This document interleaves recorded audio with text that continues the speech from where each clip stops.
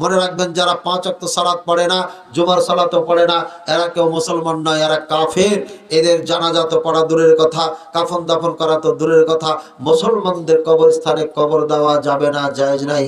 এদের কুকুর শিকারের মতো মাঠে ময়দানে আর না হয় যমুনা নদীর পাড়ে যে দফন করে চলে আসতে হবে, এদেরকে মুসলমানের স্টাইলে দফন করা যাবে না।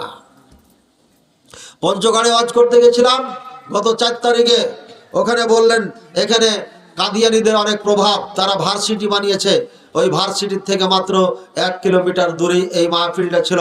সেদিন তারা বলল অমুক এক ব্যক্তি মারা যায়, তার জানাজার নামাজ হুজুররা পড়ে নাই, বেনামাজি ছিল, তাই এরপরে আহমদিরা আসা, কাদিয়ানি আসে, তাদের জানাজা নামাজ পড়ে টড়ে তাদেরকে তাদের মতো করে আপনার কাফন দাফন করে মাটি দিয়েছে। এরপরে এই ফ্যামিলিটা আহমদি কাদিয়ানি হয়ে গেছে। বলবেন কি? নাউজুবিল্লাহ। ফ্যামিলিটা কাদিয়ানি হয়ে গেছে, নাউজুবিল্লাহ।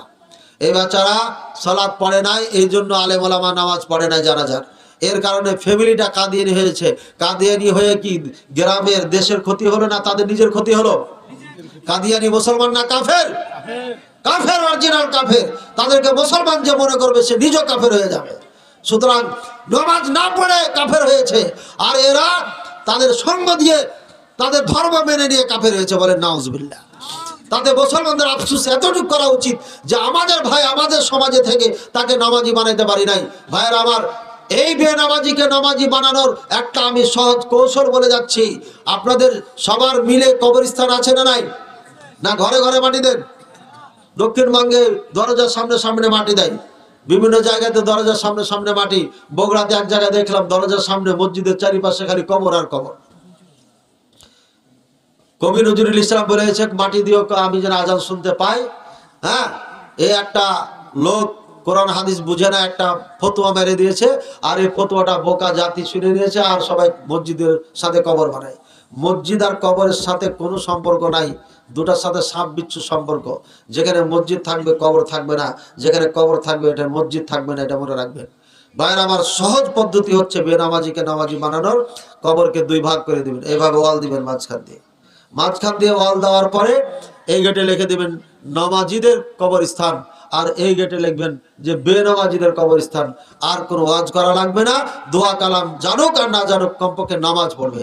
ভালো করে মনে রাখবেন, কবরস্থান থাকলে ভাগ করবেন। বলবেন হুজুর বেনামাজির দল বেশি, ওরা 100 জন আর নামাজি 50 জন, তাহলে 3 ভাগ করে 2 ভাগ ওরাকে দিবেন।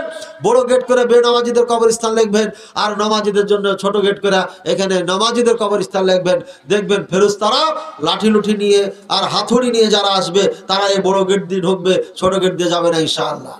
বুঝেছেন? নামাজি বানানোর কৌশল পদ্ধতি বলে গেলাম, এটা করবেন অবশ্যই। যদি এটা করতে না পারেন, নিজের বাবার টাকা দিয়ে, নিজের উপার্জিত টাকা দিয়ে জমি ক্রয় করে নিজে কবরস্থান বানাবেন। বানানোর পরে ওখানে লিখে দিবেন নামাজিদের কবরস্থান। এই 1 বিঘা জমি ওয়াকফ করলাম নামাজি আপনার মুসলিম মুমিন বান্দাদের জন্য এই কবরস্থান ওয়াকফ করলাম, এখানে কোনো বেনামাজির স্থান হবে না। এইভাবে একটা ওয়াকফ করে দিয়ে যাবেন, নিজে ওখানে থাকবেন, আরাম পাবেন। যেমন দুনিয়াতে বেড়ি ঘরের পাশে থেকে বেড়ির গন্ধ পাওয়া যায়, ঠিক কবরস্থানে এভাবে কাফের ইহুদি খ্রিস্টানদের পাশে যদি থাকেন তাহলে আপনার কষ্ট পাবেন।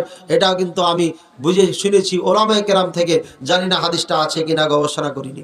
ভাইয়ের আমার, বেনামাজি বক্তর অত্যন্ত মহামারী, এটা অত্যন্ত ভয়ঙ্কর।